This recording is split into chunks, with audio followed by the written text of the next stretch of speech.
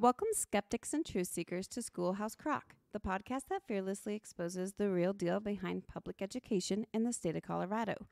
I am your host, Stacy Castile, and on this show, we are not here to sugarcoat. We are here to unveil the truths, challenge the norms, and unpack the crock of you-know-what that often goes unnoticed in the realm of education. On this episode, I have guest Bobbi Schilling. Thank you for joining us today, Bobbi. Can you introduce yourself? Hi, Stacy. Thank you for having me. My name is Bobbi Schilling. I am a resident of Greeley, Colorado, born and raised. I am a graduate of School District 6 here in town, and my children both attended public school here as well. I am a small business owner in the area, and I am a truth seeker like Stacy for public education in our state, and hope to expose a lot of other parents to what all is going on in our state. You definitely helped us a lot on our campaigns for school board, Ashley and my campaign this last fall. And we've had conversations where we felt like we spent more time trying to educate people as opposed to just make those relationships and those connections of this is who I am, this is what I stand for. So would you elaborate a little bit on some of the stuff that you felt like you spent a lot of time educating people on? Yeah, I think we did a really good job of kind of one-on-oneing with people. I don't know if our strategy was great as far as like the masses, but I think we really woke a lot of people up by just having real conversations. And it was enlightening to us too, to see how many people were out there in our community, whether or not they were voters, that know about the negative things that could be impacting our kids. And I'm just hoping to continue our endeavor and continue to open people's eyes, because I think it's going to get to the point where it's glaringly obvious, where I don't know if we're there yet. I think we are, but I think a lot of people might not see it that way yet. So I just want to keep going on this train we've started and see who else we can expose. I definitely agree. And I think that part of the issue that we run up against is the fact that we have an administration that's sitting there saying, no, everything is fine. Everything's okay. This is not really going on. Don't pay attention to this. Don't pay attention to them. And confuses people. Because, I mean, at the root of it, and I know this personally for myself, I'm willing to bet it was for you too. Like, you don't want to believe that this stuff is actually going on. You don't want to believe that your child is being exposed to some extreme ideology or activism instead of education. Yep. I think a lot of the people that I'm friends and not friends with, they've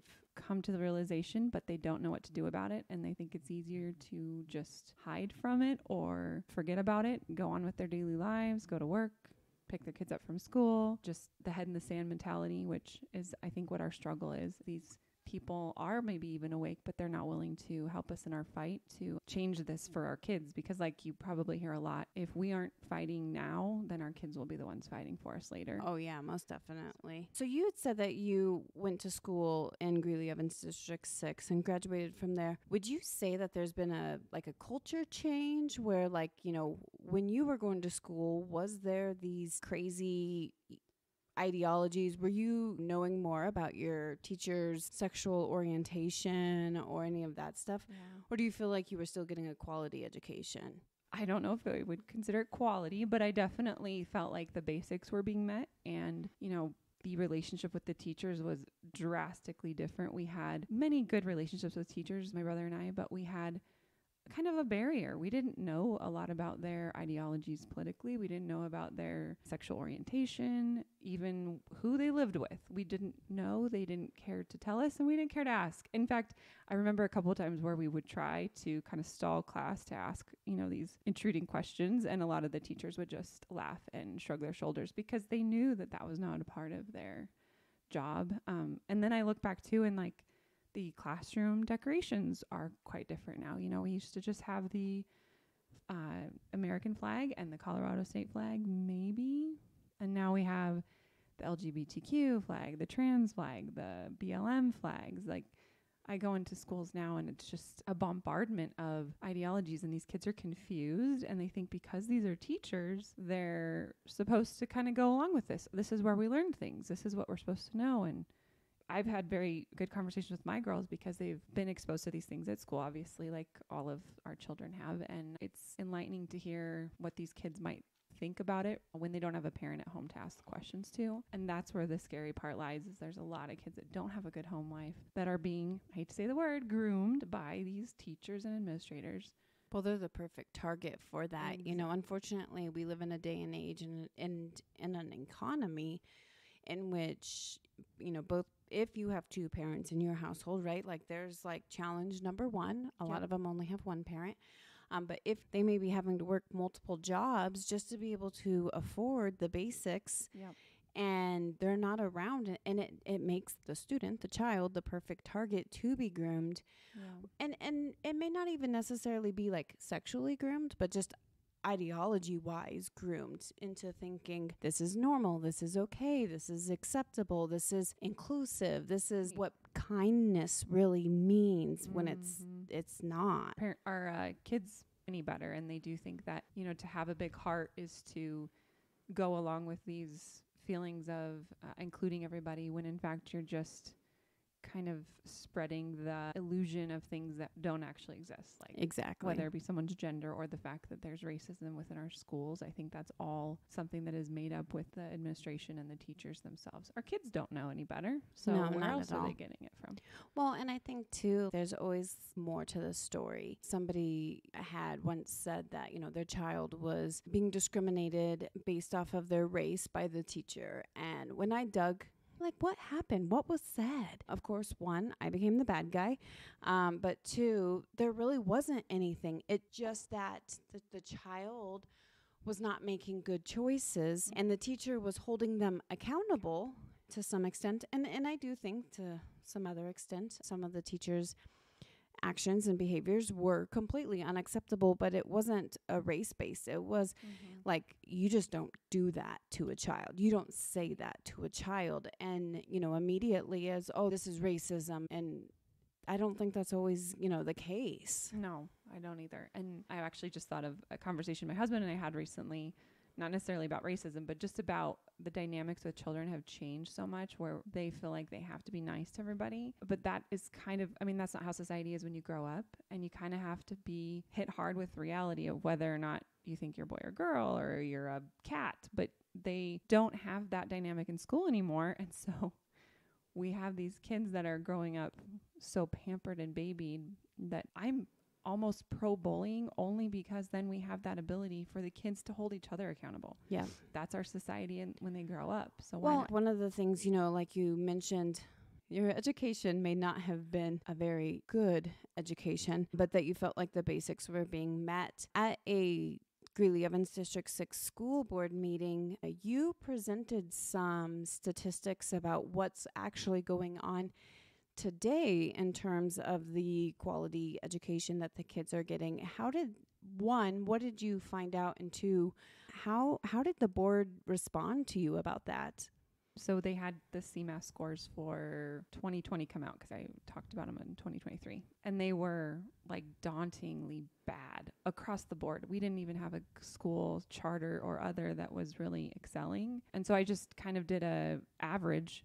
So I called out the school board for the schools as a whole and told them that we're in the 30s, like low 30s for reading. 30 percentile? Yes, 30 percentile for third graders. So that basically just means only 30% of our third graders can read at grade level. Yes, which is a sad, sad reality. Plus, you're probably taking into account the fact that the bar has been lowered. Our grading has been pampered with. The requirements to hit have been lowered. And across the board. So with that being said, knowing that it was in the 30% for reading, and then not only that, but it was in like the mid-teens for math, third grade to be doing math at grade level. It just made me sad. And to know that I came from that school and my kids were having an education in those schools, I want something done. Like, I need to hold someone accountable. So I just let the school board know at a meeting, and rather than being concerned themselves as they should be,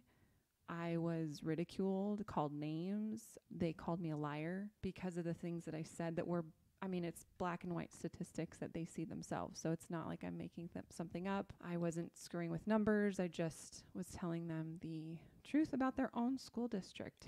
Well, and I think the interesting part of it for me was that the board member, Kyle Bentley, had said that it's not that clear cut and that you're just basically not smart enough to figure it out as to what it really means. And I just had to laugh at that because you are a product of the school district. Right. So if you are in fact not smart enough to understand what the state puts out, what is that saying about the quality of education that this district is giving to our students? Exactly. So they're proving their point whether I'm right or wrong because I am the product of the same schools that I'm calling out for. And I was really hoping for some sort of a realization on their part, some sort of like, okay, you're right. Let's dig into this. Let's figure this out. And the other funny thing is that the superintendent did in fact back up the statistics and is in fact concerned, yet she is continuing to support these school board members that don't think there's a problem. So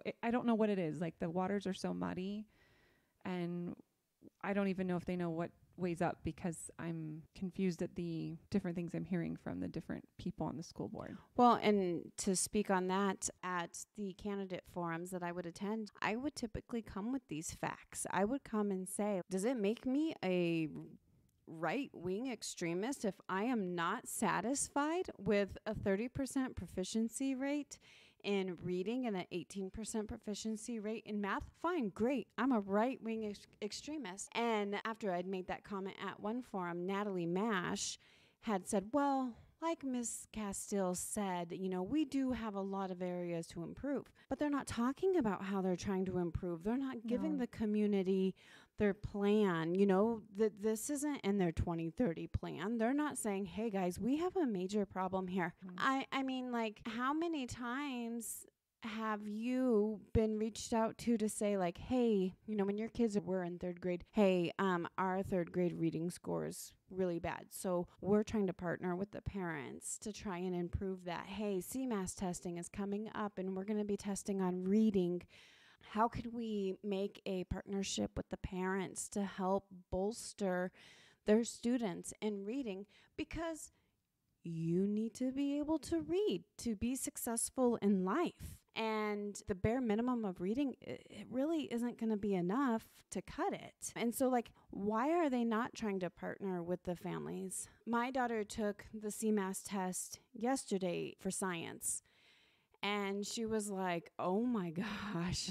She's like, that was not good. She got in the car and she goes, yep, I'm definitely leaning to be a stay-at-home mom. I don't think college is for me. And I was like, okay, what happened? Because it was science, but it was like life science and biology and chemistry and stuff like that. She's like, the only like part that I felt like good at was chemistry. And she goes, and that's only because I'm taking chemistry right now. She's like, there was stuff on there that I haven't done since middle school. Oh no. And I don't, like, full disclosure, I don't think that this standardized testing is actually the best idea. No, I agree. I think that it takes a snapshot. Like, it doesn't truly reflect what the kids know. No. And so I will give that to the district in terms of, like, testing anxiety is a thing. Yep. All kinds of different things. So standardized testing, I don't think that's a good evaluation form.